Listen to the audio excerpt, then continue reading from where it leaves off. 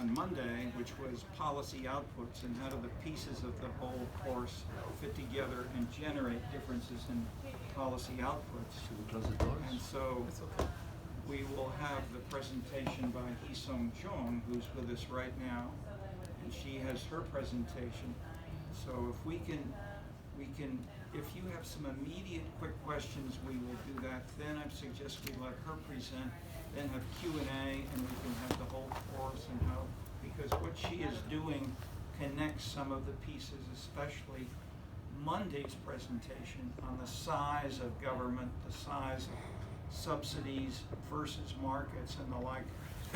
She connects these with specific policy activities, specific especially involving artistic aesthetic elements in several different domains. And her PhD included Paris, Seoul, and Chicago, and she compared those three cities. Then she also had national data, maybe 30,000 US zip codes and 30,000 communes in France, which she analyzed quantitatively.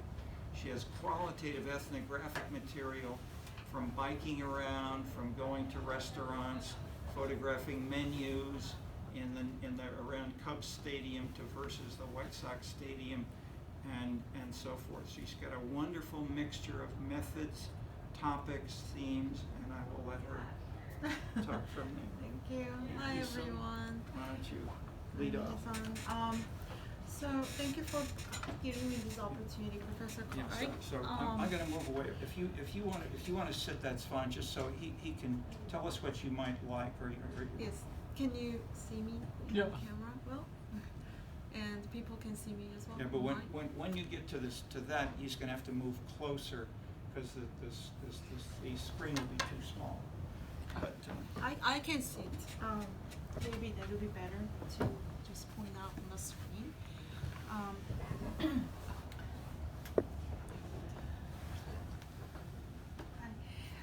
So just to give you a brief background of myself, I'm currently working as assistant professor of urban design at the University of Cincinnati. I'm originally coming from architecture background. I started my social science research with Professor Clark about 8 years ago. My research is pretty much interdisciplinary area between architecture, design, and planning, and so forth. So today I'm going to show you some of my recent works. Of course, we can extend more discussion after the class, and you can always email me about any questions. But I'm happy to share with you some of my most updated work.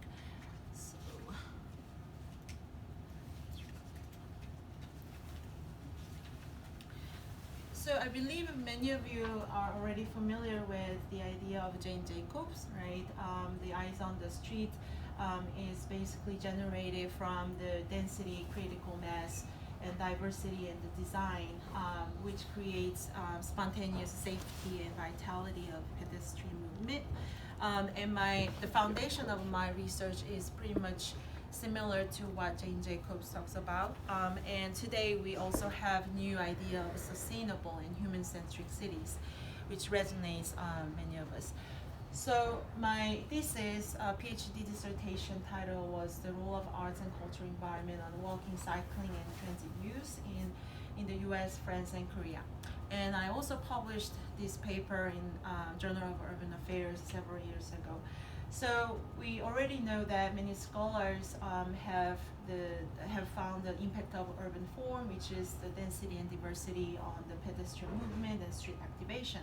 But we rarely think about how the cultural forms, such as the social environment, the ways of life, values, and tastes relate to street activation and how people walk and engage in the social movement, etc. So my research is basically adding the idea of cultural form and how these together impact on street activation. So I embraced the theory of scenes, which came from the Scenescape books. I was also the scholar, postdoc scholar here, as well as the visiting scholar here, and I worked with the scenes international scholars on this project, and we have hundreds of amenities collected from Yellow Pages. And as you probably already know, we have 15 scene scores, which are representations of the characters of the place and the neighborhood. So with these amenities, we can quantify and measure the culture of different neighborhoods. And we do have this data for other countries like US, France, Korea, Japan, Spain, and Canada. So we can also use the scenes scores, but also codify and visualize these culture scenes.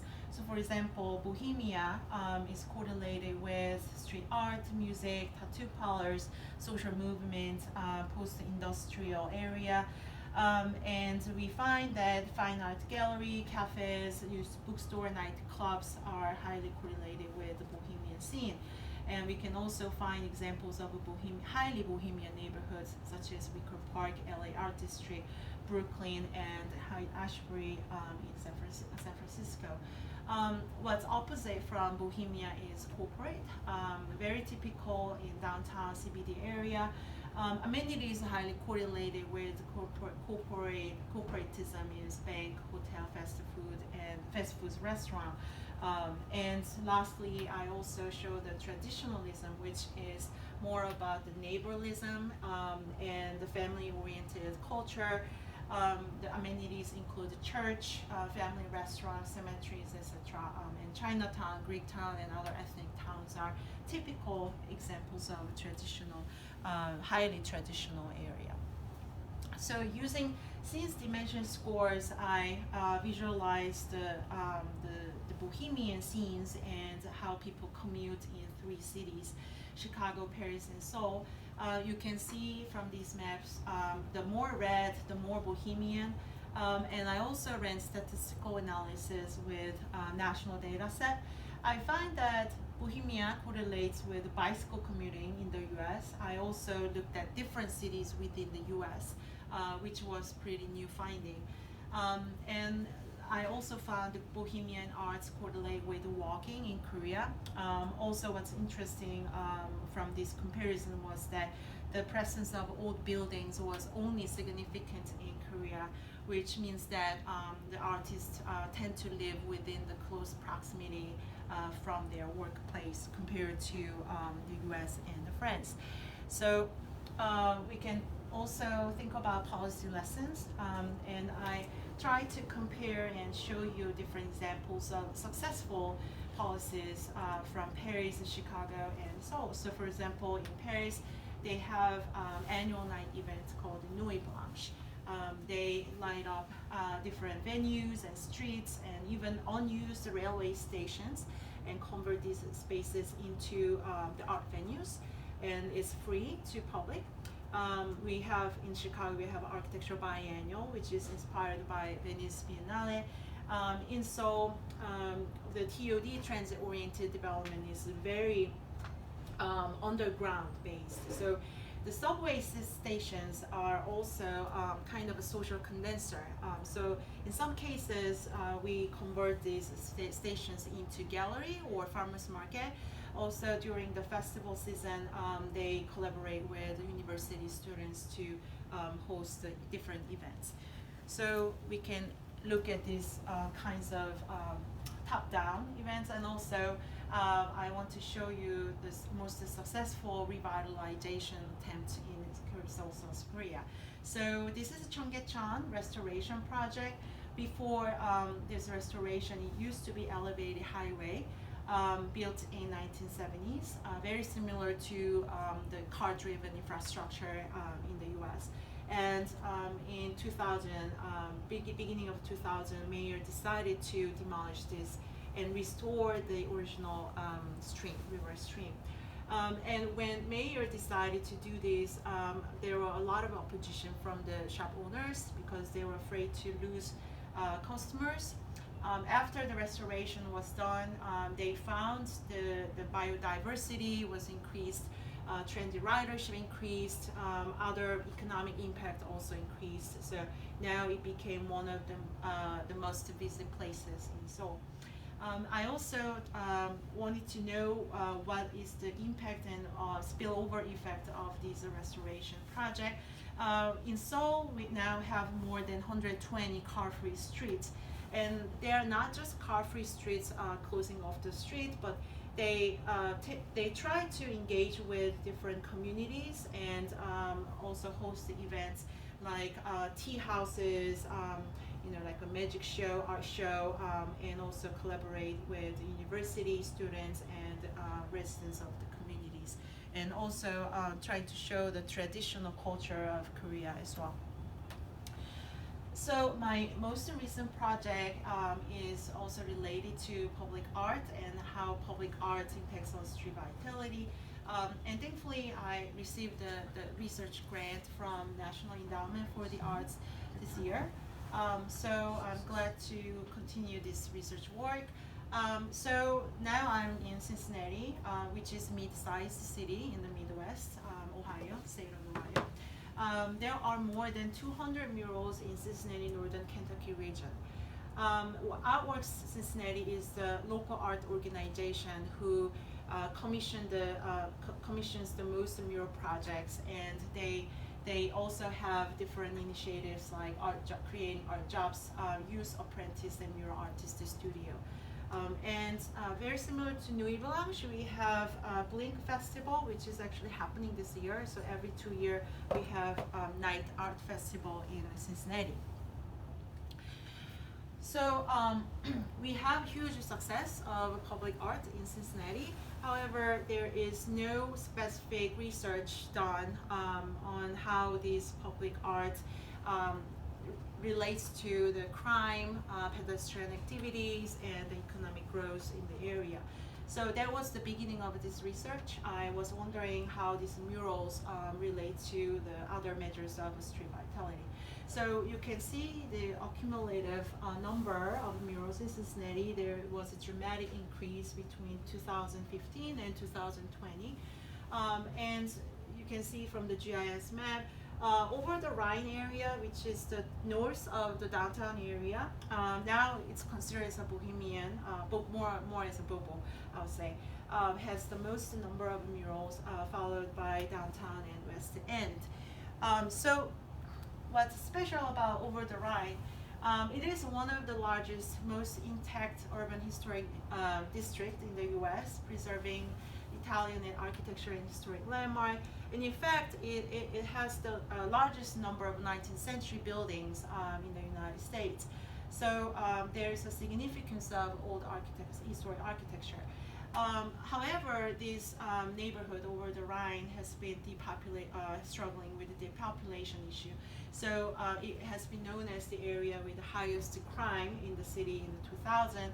But recently, city tried to revitalize with the street art and streetcar and other mixed-use development in the area. So it's slowly recovering. And recently it's been more revitalized. And this map shows the different amenities in conjunction with the streetcar route. You can see how murals are located as well as the different urban amenities more concentrated around the streetcar route. So intuitively, we can already imagine before and after mural is built. So 2000, most buildings, especially the first floor, the ground floor, used to be very barren and closed down. And with mural came in 2022, we can see clear change. There is more effort going on to revitalize the street to make it more walkable and vital. So you can see more active frontage of the shops, but this is more qualitative, right? Between 2010 and 2020, housing density decreased by half. Violent crime in this area reduced by 1/3. The percentage of walking to work increased significantly. So this qualitative measure leads to the question of how we can quantify this impact or relationship. So these are the research questions. What are the morphological conditions of the city blocks around murals? How have social demographic profiles changed around murals? How does the urban context of murals relate to foot traffic and crime? What types of local business growth grow with the art? The last question is more executed with a national data set. So I decided to incorporate the GIS spatial block score measuring method, which I already used several years ago. So in my other publication, I used the block scoring method using different amenity data. So I incorporate the similar method. So in this method, we have three major categories. First is commerce, which look at whether the block has enough number of daily life and optional amenities. The second category is the mix. We look at mixed use, percentage of a small business, and also the number of the historic and older buildings in the block. The last category is the design, which relates to walkability. We look at pedestrian condition, transit access, and degrading factors like gas stations or car-oriented amenities. So these are all at the block score. So we measure the block score using binary score method. So the result is we find that design category is most satisfactory. Most blocks in Cincinnati already comply with a design category, which means that streets are pretty much walkable. However, we see that only a few blocks, which is 53 blocks, satisfy the commerce category, meaning that only these blocks have enough number of amenities for daily life and optional leisure activities. So the next question is where is the mural located while they are satisfying the three categories of Main Street. So I find only 19 blocks satisfied all three measures of Main Street. And among 19 blocks, I only found 2 Main Street blocks containing murals. And one of them is located in Over the Rhine, which I showed you earlier. So this specific block has mural and also satisfied all three conditions of the Main Street. So you can see from this 3D model and the facade elevation that there is a great diversity of architecture, walkability, and a mixture of different small businesses, and also the transit access. So moving on to the first question, research question, how can we use this block score result to find the foot traffic relationship with the foot traffic? I find that this is the street light data, which I purchased with the NEA grant. So this is a great data set because the street light is a big mobility data platform which has a pedestrian count collected from personal devices like phone. And we analyze the foot traffic using streetlight data in city blocks using this collected data set. And I converted this data set into the GIS and also try to look at how this pedestrian mobility connects with the murals and different urban conditions. So you can see the yellow is the highest foot traffic area. So downtown and University of Cincinnati are the two major areas with the highest foot traffic. However, if we focus on the murals, the Banks area near the Ohio River, this is the river, and the Fountain Square around in downtown area are the highest foot traffic of the mural block. So we can see that these are pretty much the areas where people, people concentrate during the game season, and also the Fountain Square has the courthouse. So people walk a lot on a daily basis, and there are a lot of restaurants and different amenities. So that makes sense with why these areas have more foot traffic. So I decided to use the block score and also look at the trend of weekend and weekday foot traffic. So weekend foot traffic of mural blocks is nearly 3 times higher than no mural blocks. However, this is not apples to apples comparison because there are other factors like housing density, transportation, land use, etc. Right? So you can still see the general trend, right? General difference between the mural blocks and non-mural blocks, and this is a more generalized result. So applying the Main Street block score result, we can narrow down the factors and look at how the foot traffic is different between mural blocks and non-mural blocks when they are satisfying the 3 Main Street criteria. So I find under Main Street criteria, mural blocks still have greater foot traffic than non-mural blocks. Specifically, you can see that there is larger difference on chain less than 50%, meaning that when the mural is surrounded by less chain stores, they tend to have more foot traffic than non-mural areas. Similarly, when mural is surrounded by walkable setting, they tend to have more dramatic difference of foot traffic from the non-mural area. So the foot traffic is the highest in the midday in both mural and non-mural blocks. So that leads to a question: are murals located near coffee shops, restaurants, and bars that have lunch spots? Because this is the peak time, right? So that leads to a correlation of murals and other amenities. I find that murals are located near art galleries, bars, restaurants, cafes, and retails, as well as historic landmarks surrounded by greater housing density. We also find the housing density is significantly high, highly correlated. Also transit stops.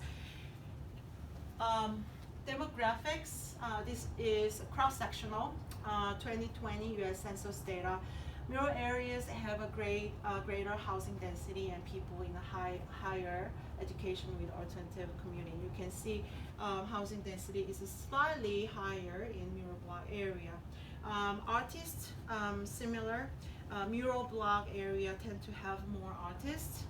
Income, actually it was a pretty surprising result. Non-mural block area has more household income. However, walking, you can see it's almost double. The mural area has almost double walking, the portion of the walking to work. So we can see that mural areas don't necessarily lead to gentrification. We cannot generalize the relationship between the arts and gentrification effect. It depends on what comes first and causality of different factors. So moving on to next one, I also wanted to see how murals relate to crime. You can see in Cincinnati, violent crime has been stabilized, and you can see the change of the crime here. The yellow is the most decreased, larger decrease of crime. So over the Rhine has the larger number of murals where violent crime has significantly dropped. 42% dropped between 2010 and 2020. So again, over the Rhine is one of the core areas that people pay more attention to because it's a central area for the urban development and also the public art. So again, applying the Main Street criteria, I find that mural areas have decreased, the crime decreased in the mural area in both categories, but not in the design category. I was pretty surprised about that, but my conclusion from this is that murals, what matters more around the murals is the amenities and also the mix of buildings and the architecture than the design of the street on crime. So expanding this study into the national area and metro area, I also look at how demographics and art amenities relate to changes in local commerce, and how these are different in different types of local commerce, because there are coffee shops, restaurants, barber shop, hundreds of different amenities. So this is still ongoing part, but the hypothesis is when demographic and other density variables are controlled, art establishments are correlated with the growth of retail. And Let me just intervene here. Yes. This is really minimally used by anybody in the social sciences. These data are available nationally by zip code and getting down to, are these points or just a zip codes? These are the zip codes, and Zip I codes. look at Okay. different metro areas. Okay, but these kinds of specific, have you ever seen this kind of thing? No, you almost always see one case study of one neighborhood to get this kind of fine-grained walking crime and so forth. So to join them both with one city, with maps and with national data for possible regressions and the like, almost nobody does. So Hyesun did it, and for 3 countries, For 3 countries. for her PhD. Yes. So this is pretty similar to my PhD dissertation. I wanted to see different angle of the arts. So I decided to compare different cities within the U.S., but also I love to see different countries and cities in those countries as well. So just to show you some of my previous work related to that, I previously looked at cafe culture and how cafe culture is emerging really fast in the U.S. as well as other countries. So this shows the growth and decline of different amenities in the U.S. You can see that breweries has exponentially grown, and cafes, which is red, also growing continuously, and bars have dropped. Blue is art galleries, so we have lost a lot of art galleries in the last few decades. So we can see the trend of different retails, and also see the cafe culture is growing compared to other amenities. So my other paper found that cafes attract local artists and art amenities in the U.S. when all others being equal. Particularly cafes in Bohemian neighborhoods have synergy with the growth of artists. So I did statistical analysis as well as case studies. In that paper I found that when cafes are surrounded by Bohemian amenities like tattoo parlors, nightclub, or art galleries, they tend to attract more artists in the long term, which is the settlement of artists in the same area. I compared New York, Chicago, and LA in that study. So that is pretty much the opposite. Now I want to look at how the arts relate to different types of retails. The one I looked at was how cafe relates to the artist. So in this case, I created new variable, which is art index. I created the sum of 10 arts establishments in the fine arts category. And you can see the NAICS code from US Business Census data. So I created a new variable in order to see the correlation of art with the retails. So you can see the variables: demographic, density, diversity, and art index, which I just showed you, and dependent variables. I look at different types of retails, the cafes, bars, restaurant, bookstore, barber shop, tattoo parlors, and I can look at any other types using the NAICS code. So looking at percentage change of these retails, different categories of retails, I find that our index relates to the growth of cafes in New York, Cincinnati, and Portland. You can see the red significantly positive, but not really significant in Chicago and LA. Next one shows bookstores. Interestingly, art index is positively correlated with growth of bookstores in New York, Chicago, and Cincinnati.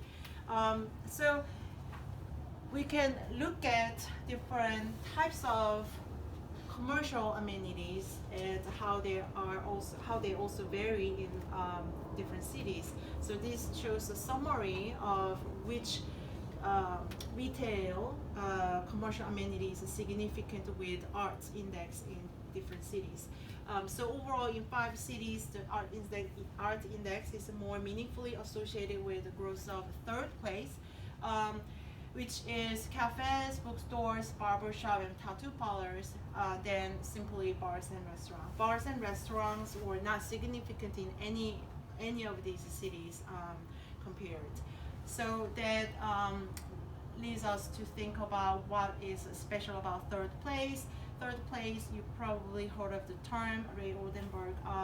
So 3rd place typically has the seating area for both individual and group activities, and that has more flexibility of staying time compared to bars and restaurants. And also it provides a the socializing function, social function of people.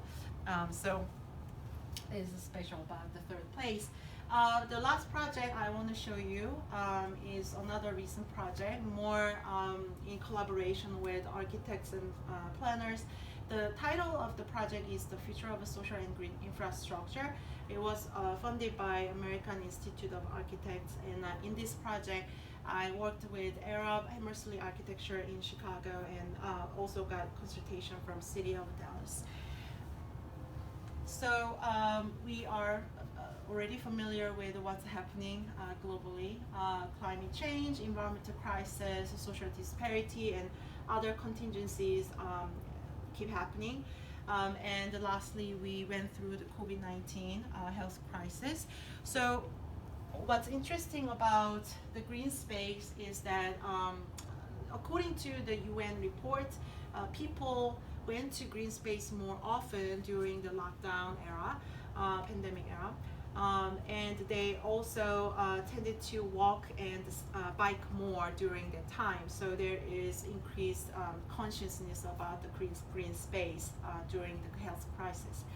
So we can look at adaptive reuse of infrastructure and what other cities are trying to do to restore the green space. Highline is very a typical example of adaptive reuse of rail infrastructure. Now it's elevated park. Cheonggyecheon, I showed you a restoration project. Now it's a greenway transformed from highway. And I'm more familiar with the urban history of Chicago, and as you are, so Daniel Burnham wrote the plan of Chicago in the beginning of the 20th century. He had a big vision of connecting the parks and boulevards, which is called the Emerald Necklace. So Washington Park and Grand Boulevard used to be much more vibrant, and Olmsted collaborated with Daniel Burnham to host the expo, Columbian Exposition, and that was the beginning of the the big dream of green space and the infrastructure of the city. So today, are these dreams still hold? Are green spaces equally used? Do they benefit equally to people? So I looked at tree equity score of Chicago, normalized the health burden index. So from these two maps, we can find that tree equity and the health burden are more likely happening here, right? So health burden, so south and west, which is low income and low educated neighborhoods tend to have more health burden, and tree equity score is almost the opposite from the health burden. So the rich wealthier neighborhoods have more tree equity. And they are more exposed to different health issues. So in this project, we looked at both Dallas and Chicago. This is a Dallas map, and specifically it shows the change in housing density between 2000 and 2010. The red means highest increase in the housing density. We can see that in the zoom in box. around this trail, there is a concentration of housing density increase, and this is more zoom in version of this map. This is a Katy Trail, which is very similar to the 606 Trail in Chicago, which used to be rail track, abandoned. Now it's a greenway. So pedestrian and bicycle traffic on trails in Dallas increased 78% during the pandemic. So we compared the 606 and the Katy Trail Dallas, similar case. Income-wise, predictably, the 606 has skyrocketed, and now it's much higher than city average. Similarly, the Katy Trail is somewhat gentrified. So in this project, the design portion of the project is another part. So we propose, based on the research finding, we propose a small-scale adaptive urban design which combines architecture, culture, and ecological landscape stormwater management strategy. So in this project, we look at communities of low-income and marginalized communities in Chicago as a test site. However, our design is more meant to be general and repeatable across different areas. So the key idea of this adaptive reuse is using the arts. So whatever shape of art pieces are, they can be designed and built by the community and can be used for bulletin boards or signage or any kinds of programs, so that it's not really dictative or it's not prescribed. People in the community can define and they can design. So we create more as a prototype of this design. So Humboldt Park is a focus area we looked at. Vacant lot is more concentrated in the southwest side of Humboldt Park. Crime correlated with vacancy, vacant lots, and churches. Amenities are more located in the east and the north near the Logan Square. Bike to work, walk to work also correlated with amenities, but opposite from vacant lots. So we gather the data on demographics, health, and different socioeconomic measures.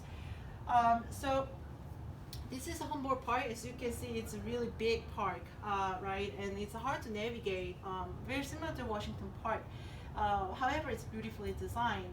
So we looked at different typical urban voids which can be found in any cities, such as vacant lots, park edge, vacant warehouse, parking lot, inhospitable intersection, and underpass of train track or bridge around the Humboldt Park. But this is not only confined to Humboldt Park area, but this can happen anywhere, right? We see all these urban voids in any neighborhoods or cities.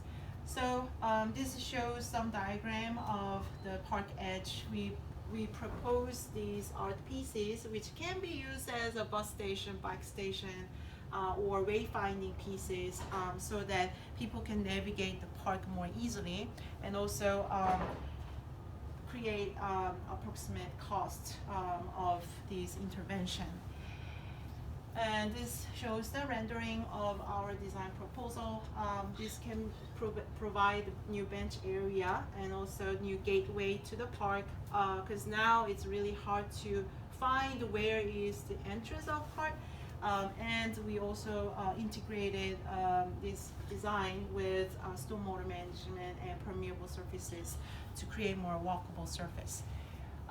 Also, similarly, parking lot can happen anywhere, right? And there are a lot of empty parking lots. So we proposed dual programs like community garden or ice rink of the parking lot, depending on what permits is required.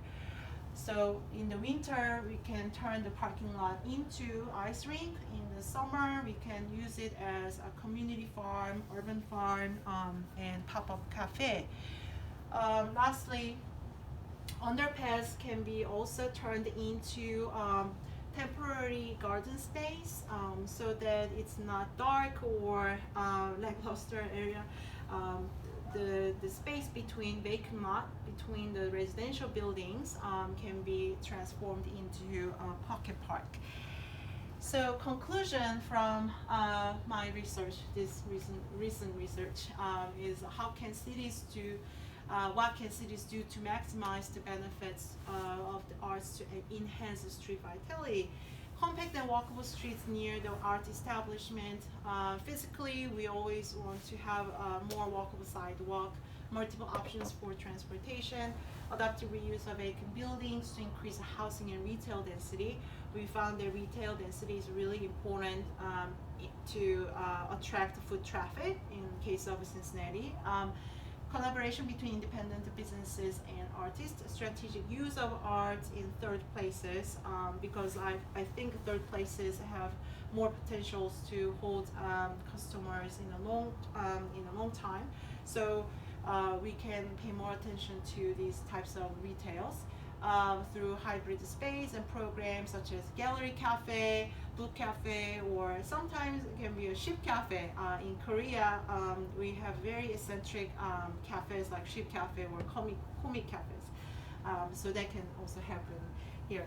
Affordable housing for artists and existing residents. We always think about gentrification, and that's immediate concern from people. Whenever I present the impact of art, there is always a question to me, so how does that relate to the gentrification?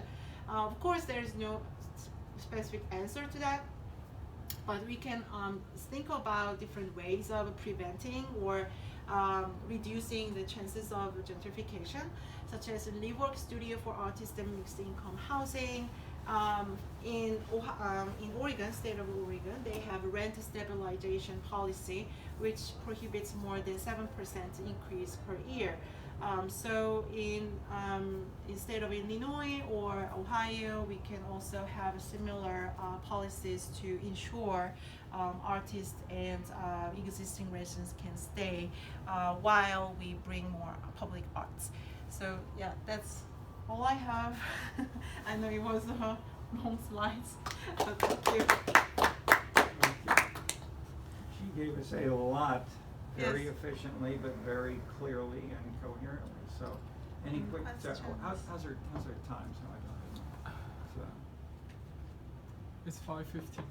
5:15. 5:15. Okay, that's great. So so we got good roughly half the session. So we can have Q&A for her or more general. So maybe we should keep the PowerPoint and stuff right there handy. Yes. But why don't we let you follow up with any kinds of questions as you folks like from the whole course and from what you heard today.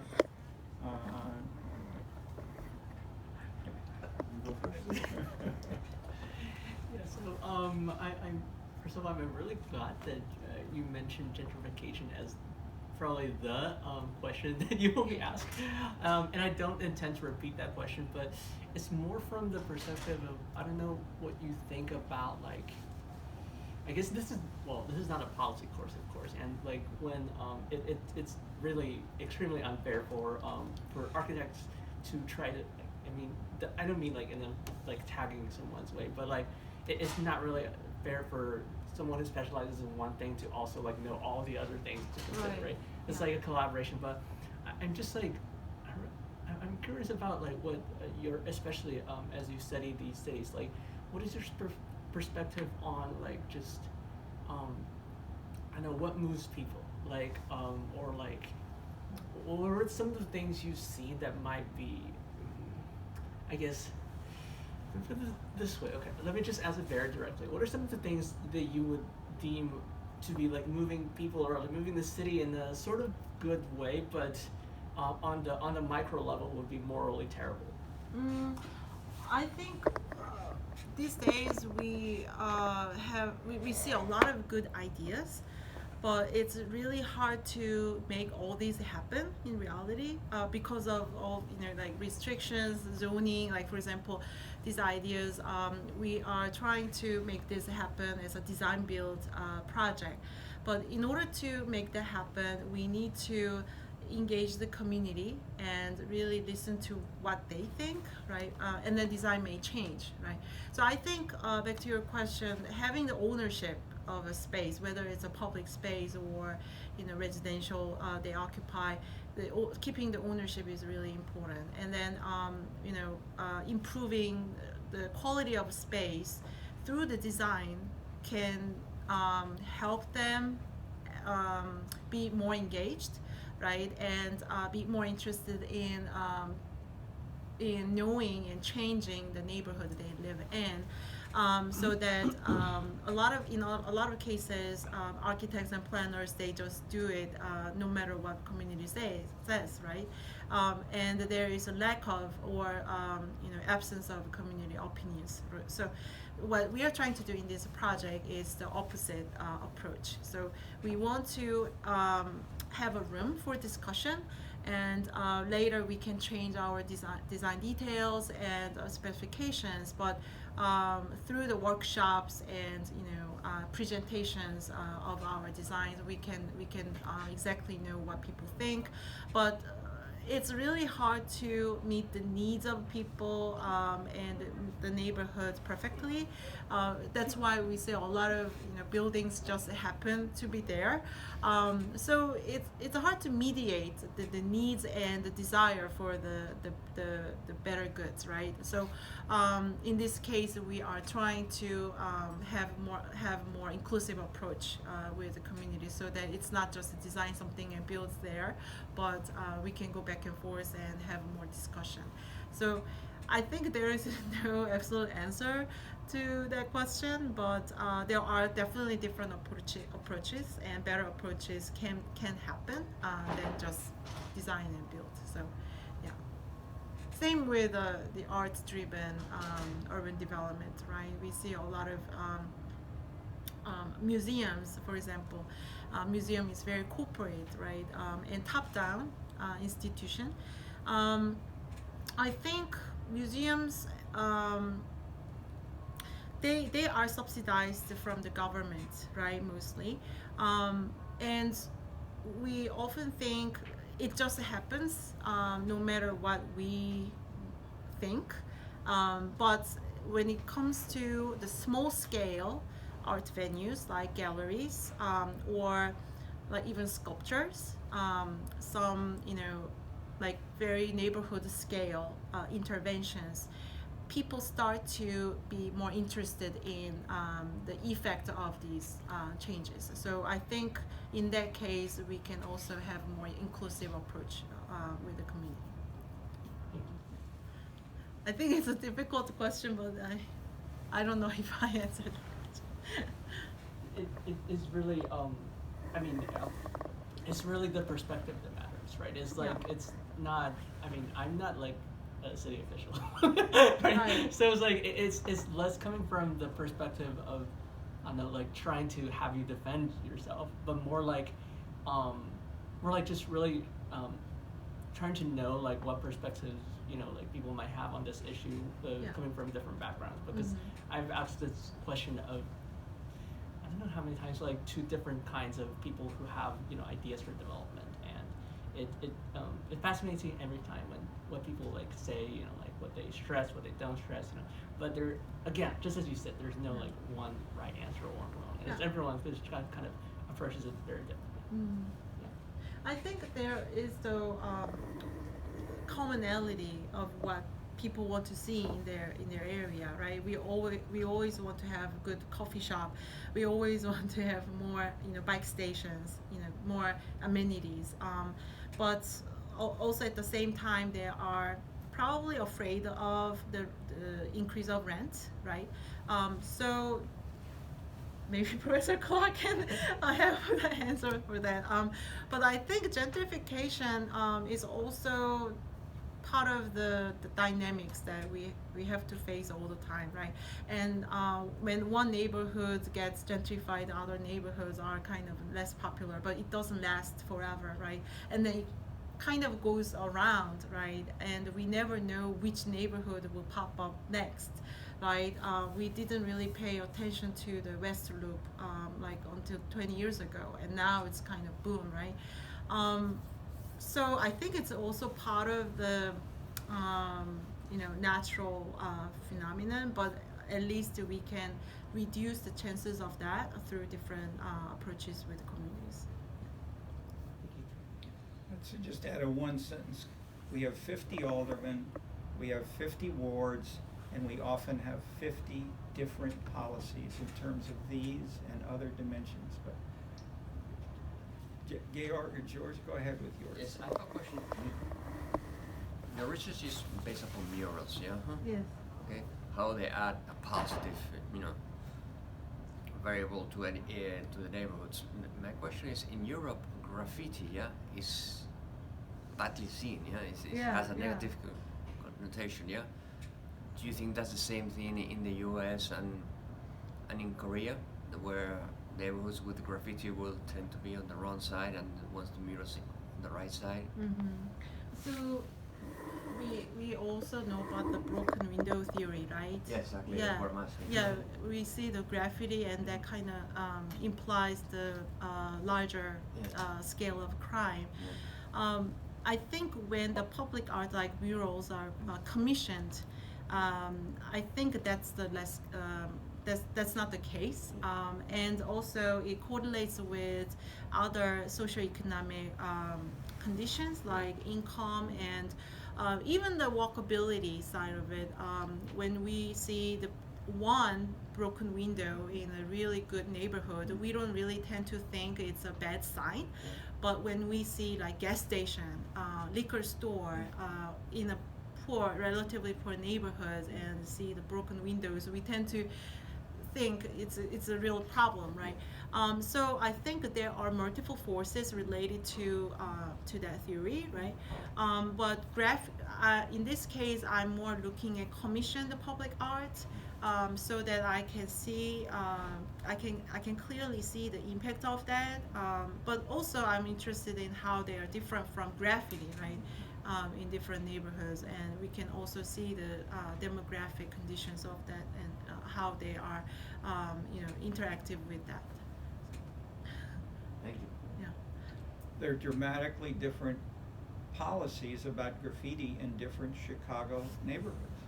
There are certain areas which are where there's a railroad track that goes over, and there's a long section, and the city of Chicago has invited or publicized that graffiti artists, and they come here from Germany, from LA, from Latin America, and they paint.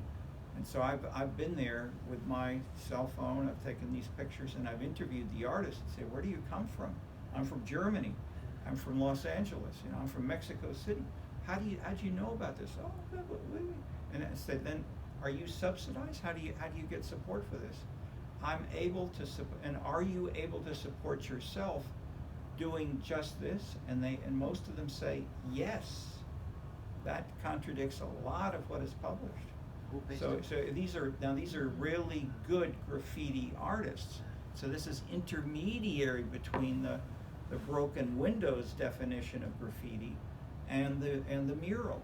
And so we can have, and this is why the subtlety of the specific aesthetic judgment is critical. And so in that sense, we have to join with the ways that the artists and the neighborhood leaders and how these differ from place to place. There's not one answer. There are different answers. And articulating those clearly is part of what we can do. That is, we can advise more sophisticated policy options if we lay them out. And so Hyesun has laid these out. But I would add, we could add, if she had more data that included Athens and Moscow, Mumbai, the answers may shift a bit more than they have now.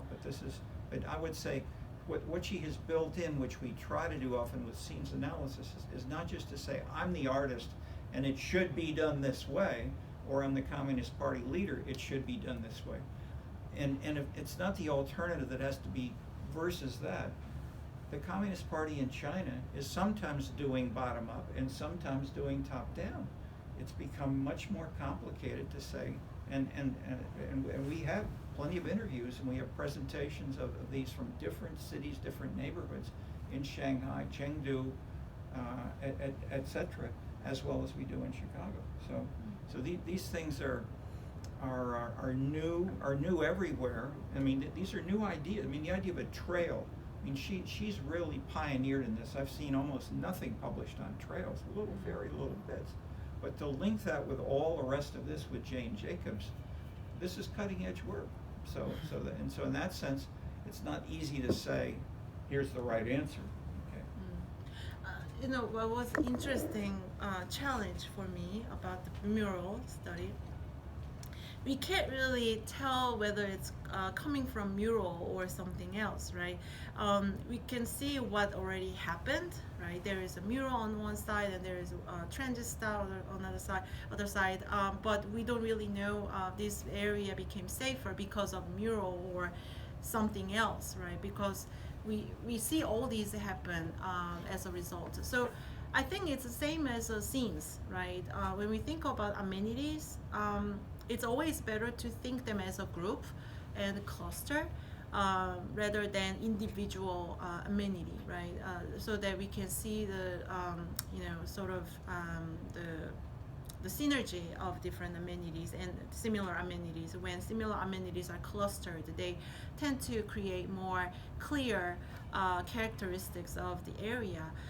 So I'm trying to approach the similar way for the mural rather than looking at the mural content itself. I mean, of course, I can look at the content, whether it's about people or nature, but I'm more interested in the surrounding of murals and how they can create different effects on the urban development, economic growth, and walkability, etc. So, yeah, that's ongoing. So, and the way we frame that is that if we talk about a social table of elements analogous to the chemical table of elements, these are building blocks which can generate buzz or an explosion of growth as in the near west side, but it's how these specifics do combine, and ideally, as she has done, measurably so, and then get these little bits of blocks. This is beautifully presented and has ways of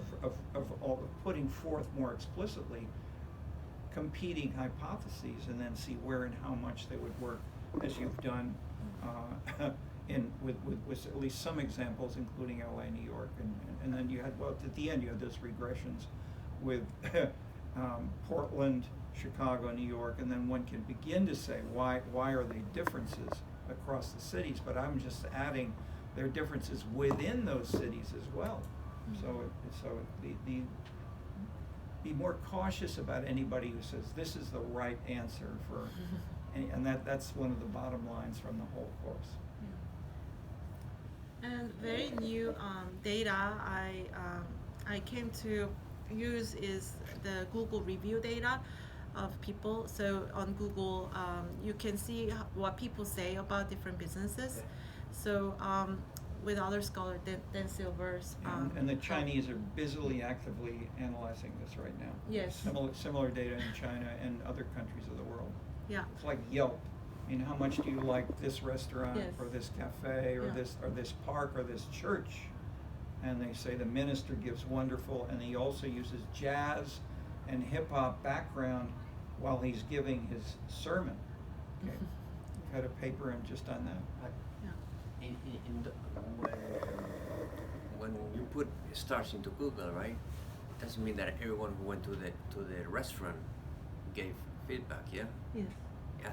Do you take that into consideration? Because you might have 100 people going to the restaurant, but only eight giving feedback back. And usually feedback is either very positive or very negative, no? Yeah. So. Now you can measure the degree of bimodal or similarity, or how high the standard deviation is. Now you can. I would dispute that there's any clear, consistent pattern for anything everywhere. I mean, that you're implying that there's that's the a question. finding. You think there is like a normal distribution? No, in some places there's one restaurant may have a normal distribution, another restaurant may have a bimodal distribution, etc.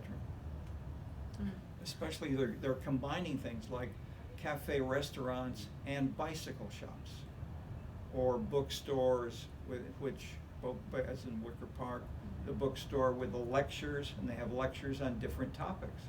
Feminism, women's roles, green, and then where and how these fit with the other people in the neighborhood, and how much do they come from outside the neighborhood, but they go to Wicker Park, and how is it maintained, etc. So. Yeah. So But- with the so- Google data, I'm also trying to look at how people perceive the murals, and if mural is newly added, they can also talk about, I like this restaurant because of mural, like something like that. So I already found some of the comments like that in the restaurants and cafes. So trying to use it in a qualitative study. Yeah, Juliet Lee did a BA on the LA Arts District, interviewing the cafe and restaurant shop owners, and she started with the idea of Bourdieu. This would be that these were shop owners who wanted to make more money for themselves, so they put up more murals next to them, which would bring people to take photographs, and then they would come and shop and eat right there. And she found, they said, when she asked, "Is that why why are you doing this?" Said, "No, we're not doing that. We're concerned with the arts district as a whole. We are not concerned with one shop making money short term. We want to make this whole arts district become a new part of LA." And she was completely shocked because her main hypothesis was wrong. She said so, based on her own field work. So in that sense, having and articulating alternative hypotheses, and giving the participants to talk with you about them is great.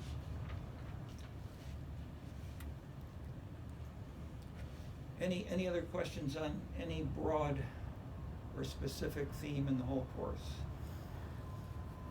Political parties, new social movements, any ways that you might link with those kinds of ideas to have hypotheses that you would introduce, instead of saying not just saying, "What do you think, Hyesun Jeong," but what is there 2 or 3 competing hypotheses which you have read about and you could write about on the exam?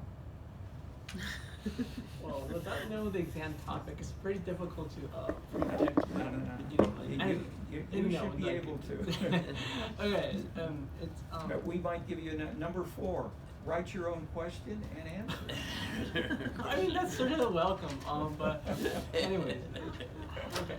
We might be prepared. And I mean, like it's liberating, but also it's kind of terrifying in the sense that No, but the course is, what have you learned in the course? I mean, don't say we haven't taught everything. We're not trying to teach you the world. We've had specific things we've read. And that's what I'm asking. And so I'm just making that explicit instead of feeling. I mean, because you worry too much is what I'm helping you. I'm saying this to you, and I'm teasing you in part because you do worry, but you don't need to be worried if you say, "I should be comfortable with these topics we've covered in the course," not to imagine every infinite possible way of answering it. I need a little bit of time to think about it. Okay. Anything you want to raise? Well, it's not necessarily about the entire course, but it was about your presentation. I don't know if it's like too specific, but I was wondering if in Seoul you see like greater positive effects in areas with more like independent cafes as opposed to areas with mostly chain cafes like Tusam or Starbucks. If maybe like, there's greater community benefits or greater incentive to like create more art in areas with like very unique cafes. Or if it's like, I know there's like so many cafes in such a close proximity, so it might be kind of hard to tell. Yeah, I mean, we can already see the difference of how the space is used between independent cafe and Starbucks, let's say corporate. Like if you go to like for example the Co-op bookstore, there is a coffee shop right next to it, right? There is a guest lecture. Events, and it's also combined with bookstore itself. So cafe is not just utilitarian space, but also it's a community space, right? Whereas if you go to a Starbucks, it's basically standalone amenity, right? You go there, there's one specific purpose, just getting a coffee and doing your work. So I think that really makes the difference between chain store and less chain, non-chain coffee shop. Also, I think there is a better sense of community when people go visit these coffee shops, right? They see the owners, and the owners recognize the customers. They can immediately say, "Oh, how's your day life going?" and "How's your family doing?" You know, so there is a presence of community, and I think also that helps the ownership of the space for the people who live in the community, in the neighborhood, right? Whereas the Starbucks is more controlled and maintained by the central office, right? Whereas the independent coffee shops are pretty much their own, so they make home, yeah. So they make everything. You're sorry to interrupt. I think your question is targeted right on, and you have the beginnings, but we have very little systematic data that permit us to do the kinds of analyses which she's done here already. So we could get a lot richer, better data on than to see. I mean, there are similar kinds of debates, say about brands of cars, and so you have in the U.S. Ford, General Motors, and Chrysler have huge R&D divisions, and they do certainly the millions of dollars they're spending on what is the image of the car. And then what is, a Telstar, what is something else with no name at all? And then where and how do these match up with people's personalities, with the number of children, all these kinds of other things. And so my simple point is we've been looking and we found minimal data. So in countries like Greece, where they have a much bigger R&D. You've got a ministry of tourism, or the largest industry of the entire country in Greece, Italy, Spain, southern France. They spend a lot of money doing this. The U.S. has almost none. The tourism is so new, and this is relatively new in China as well. So nevertheless, you've got a much more active, visible government, and they do it, and so there are several ministries that are spending on this in a more active way. But the U.S. is, I would say, lags behind much of the world, and so looking into what, for instance, say I've been at a conference and organized by the Ministry of Tourism of the Greek national government, and I see what I'm telling you here. That is that there are huge potentials to try to answer this with serious data, but before the 1930s, nobody had measured GNP, and you're asking a question in a sense. What's that? Before we have any data of GNP, or before the specifics of, we don't know. So we have theory. So the same thing about should we prohibit or limit, or how should we qualify? So initially we had competition and monopoly, and what they did at Chicago in the 1960s was to say, let's look at the in between and try to see. And so this is Edward Levy, when he was Attorney General in Washington, he tried to implement that in shifting and several of the people with Gary Becker were judges that were in the workshops with Gary Becker discussing how they could try to implement different policies. So I'm not saying that I'm pointing out explicitly, as you more often hear at this university or this hospital than if you go to Rush or most other hospitals, the doctors will say, to me at least, about every 5 minutes, we don't know. Nobody knows. We can't tell yet. The amount of research on that is this.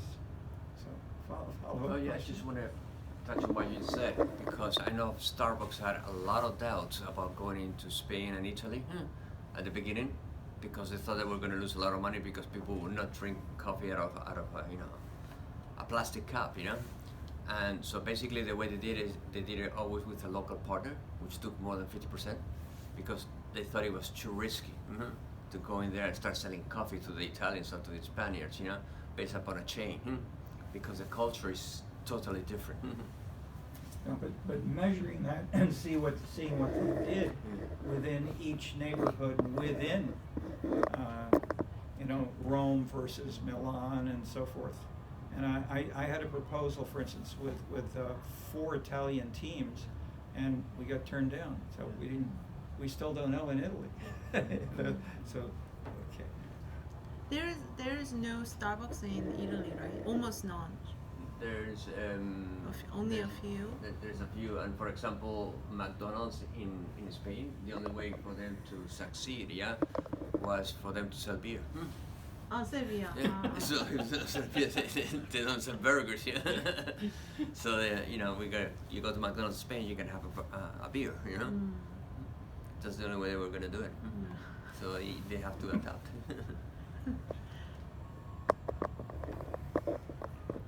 How's our time doing? It's 5:45. 5:45. Any comments or questions from? We have a visiting, distinguished visitor from Greece. Do you want to? Yeah, comment in or fact, question? you should say that about McDonald's because I know that they failed also in Greece during the early 2000s, but then after the financial crisis, they got back to business.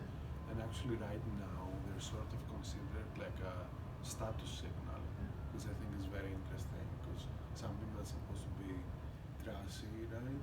Sort of, with a fast food chain. They've been starting to pop up all around the city, in Greece, drive-through stores, that's also a new thing.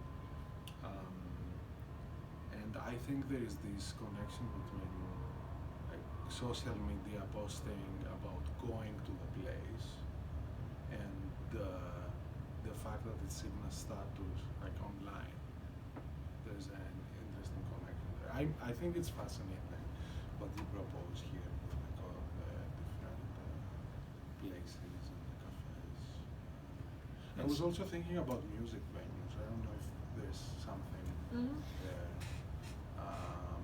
Because you did mention that you are incorporating theater Yes. and like this kind of arts. But Yeah. do you also have things on like music venues and spaces? Actually, yes, there is a music venue included. Yeah. So these are the amenities included in the index. So yes, performing theater and musical groups and artists. But you've in other presentations, you pointed out. Why are American, especially Chicago subways, dangerous, high crime, and people avoid them? Paris is pretty good. Seoul is terrific. And this is what she started with on her PhD. And the simple bottom line was that the city of Seoul was very active. They spent lots of money, and they posted and they have websites listing concerts, and they invited large numbers of concerts by different kinds of music groups right at the entrance of subways. And so you had people who therefore didn't have to walk for a long way, but they'd get right in and right off on the subway. And so she showed the picture with the paintings inside the subway. But she could have shown, and what she's done elsewhere, is the big concerts they have in many different neighborhoods of Seoul. But and I don't know, but I'll mention that 2 experts from Korea have taken opposite positions. One saying the government really is what the driver, and the other says, oh no, it's the music groups that are the drivers. So they're probably it's some of each. But I think it also shows we don't have very good data. Have you been to the subway in Moscow? There's also a lot of art there, right? Stalin was the one who did it. Yeah. Because of the 1930s. Yes. And that was not postmodern society, yeah? Well, it was heavily subsidized, and people didn't. The economy was considered to be a normal that the whole economy was part of the socialist state. But it was not part of post-industrial society. True. No, exactly.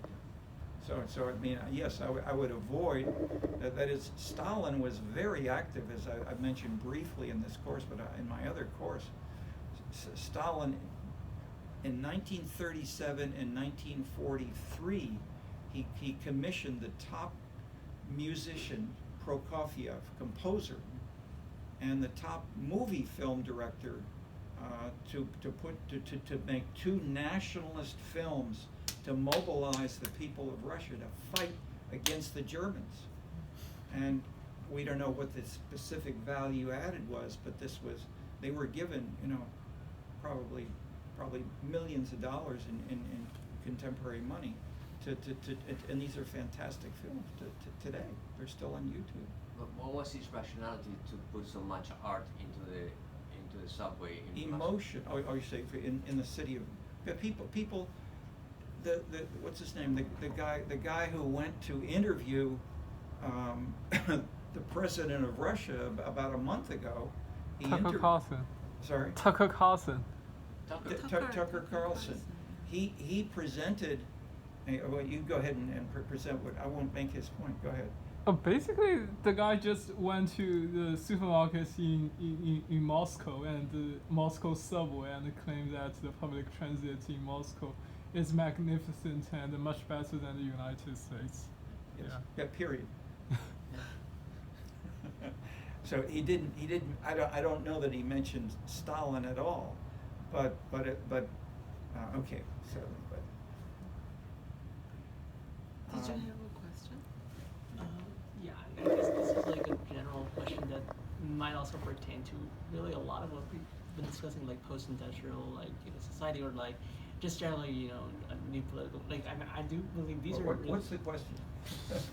Sorry, sorry, I'm used to doing that. We have so many conversations. I press you right away at the beginning. Okay.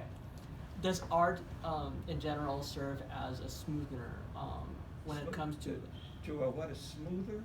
A smoother, like just something that would sweeten or like smoothen or just make it less harsh or like make it less like weird in a sense, as people transition from essentially like a pre-modern, even modern sort of world. Even in the States, I would say, in some places they still operate on a very much pre-modern or modern, like as an industrial kind of concept. How does art help transition from that to like an actually postmodern, deconstruct whatever kind of society? No, nobody is out. Even Stalin didn't say, we're going to end this and create that. I mean, maybe a theorist, some kind of theorist, could say we're ending traditional society. But I mean, I've asked in this class more than once, what is the deepest political cleavage in the United States today and why? In terms of voting for presidents, voting for it's race. African Americans vote differently than non-white than so white non-whites. So it's including to some degree Mexicans in between, which has been researched. But what's the source of that difference? Why are blacks different? Does this go back to industry, to tradition, or post-industrial? This goes on in post-industrial society right now. Who's going to vote for Trump? And who's not going to vote for Trump in Bronzeville? It's clear. Nobody's going to vote for Trump in Bronzeville. But the almost. But the simple point is, slavery is a pre-industrial social mechanism that goes back for thousands of years. Who built the pyramids? Not unions. Eva CIO.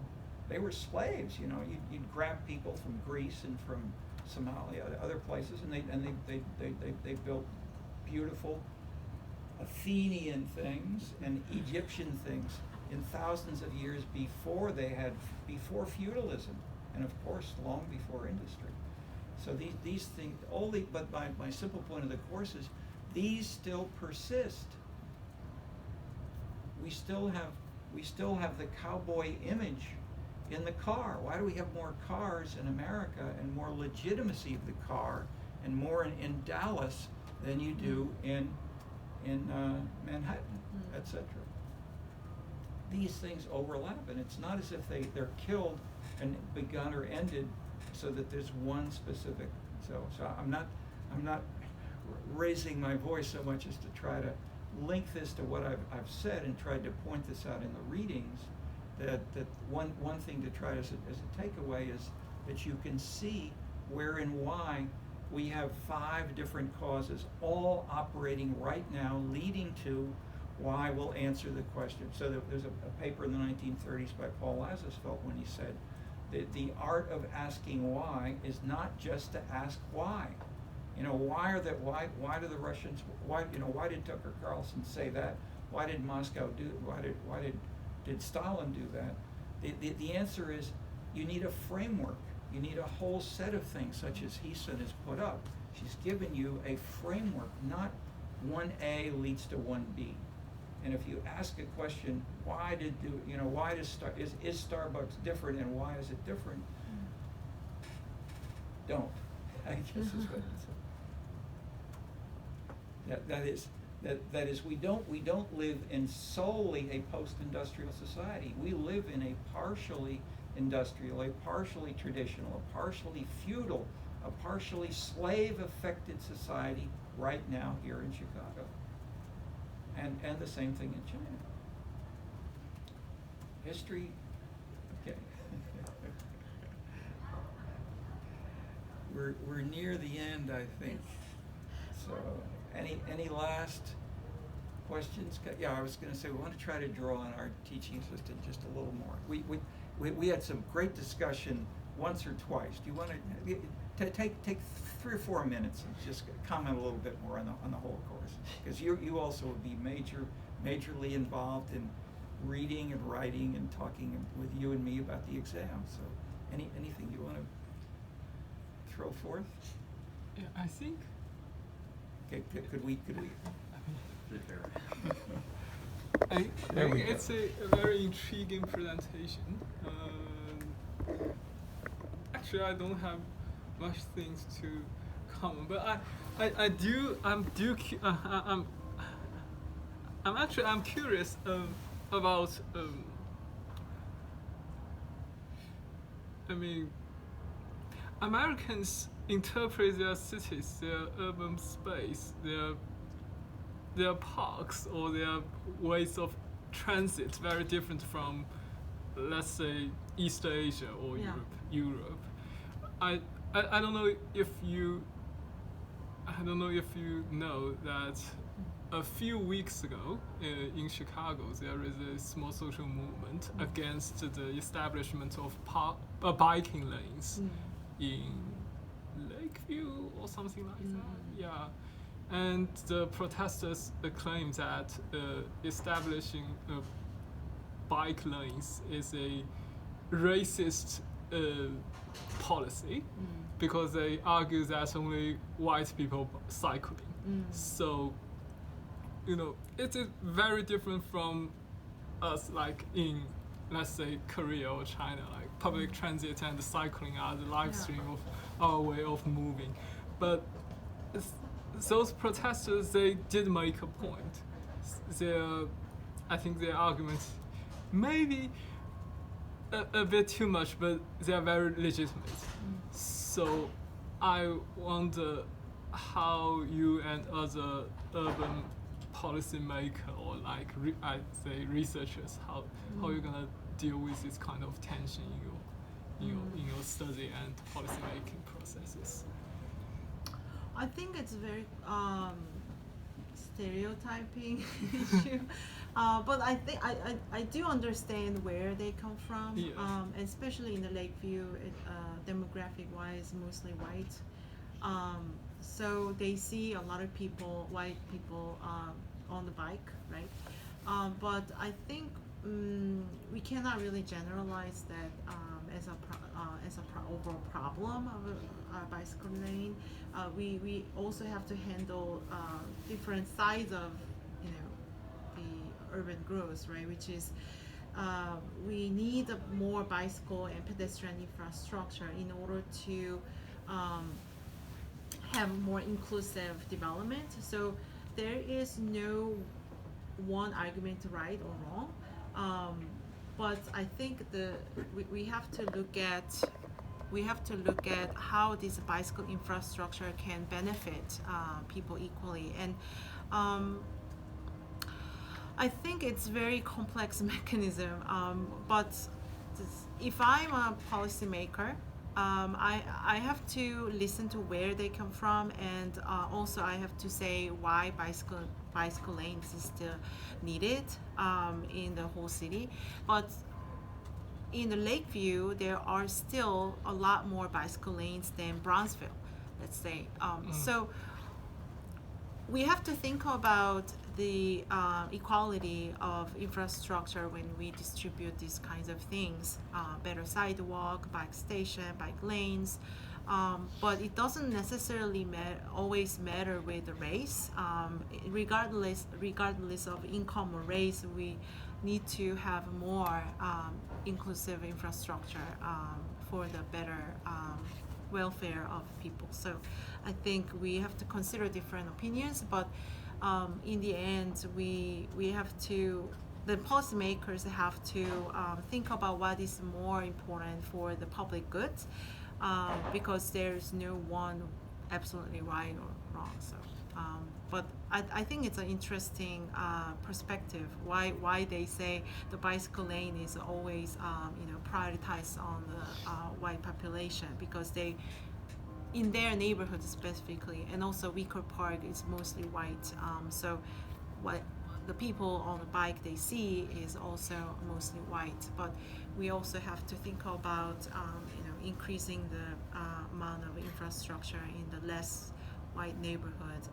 So I think that's a different perspective from the city. So. I'm not actually criticizing these Yeah, kind of I'm trying to elaborating my answer, but also thinking about this issue, because I think I do agree with why they say. Yeah, yeah, that's my point. Yeah, but there is also different aspect of this issue, right? Yeah. The transportation issue, planning issue, also the inclusion of the neighborhoods. There is neighborhood that needs more bicycle infrastructure. So I think Lakeview probably have already more bike lanes than the other African American neighborhoods, right, or Hispanic neighborhoods like Humboldt Park. So we can prioritize those neighborhoods first, and then also think about how we can mediate these kinds of conversations. But I don't have one good answer for that. I'm just trying to think what can be good mediation for that. But this kind of a planning decision is not always based on the income or race, but also the needs of the people. So. Two quick points. One, I've lived as most of my life in Bronzeville. I've never lived in Hyde Park, deliberately to get away from the stereotypical Hyde Park view of the world, and to have this kind of labeling you have heard imposed on Bronzeville.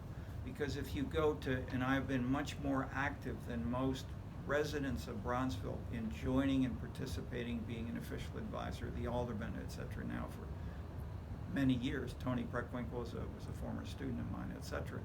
That is, that one of the quick takeaways was there's huge diversity within Bronzeville, or within and among African Americans. When we have things like national surveys, for instance, are you in favor of more racial integration or more segregation? And it's a bimodal. You have strong numbers of African Americans who answers both of these, and very few people in the middle. So that makes it, that simple finding makes these things much more complicated. But there are many versions of each of these two.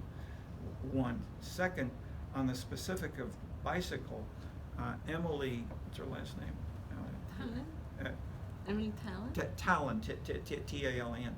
She did a paper that said exactly what you said in a paper.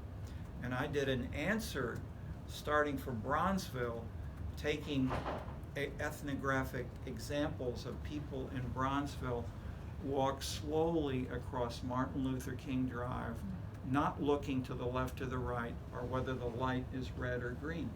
That is, people create their own rules of the game, deliberately saying this is a Bronzeville way of crossing the street, and if you don't respect it, see if you kill me, you think you're going to get away with it. And that is, this is turf.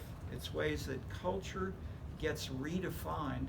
And so then in the last 10 years or so, my neighborhood, teenagers, people in their 20s, Friday and Saturday night, they now no longer go to anywhere in Bronzeville. They go to the near north side, further north, and they then take some of these kinds of cultural actions, such as walking across against a red light when there's lots of traffic right there and there are lots of police right there. And then the police are at this question mark: how should they act and how do they treat these folks who may not live in this neighborhood, but they're also probably Chicago citizens?